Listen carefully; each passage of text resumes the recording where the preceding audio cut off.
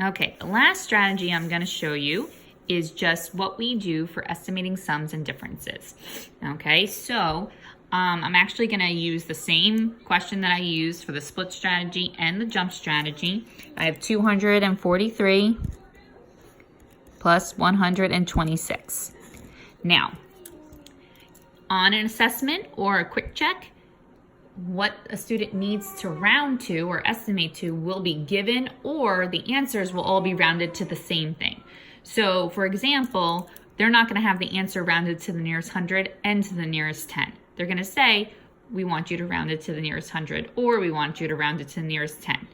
Or all the answer choices will be rounded to the nearest 100 or to the nearest 10. So I have them, let's say this one's rounding to the nearest 100. So they think their rounding strategies, 243 rounded to the nearest 100 is 200. 126 rounded to the nearest 100 is 100. And easy peasy, you just add 200 and 100. And that gives you 300. And now let's show it with subtraction. This, erasable pens. Okay.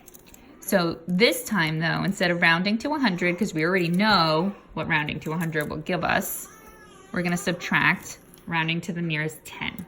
So 243 rounded to the nearest 10 would give us 240.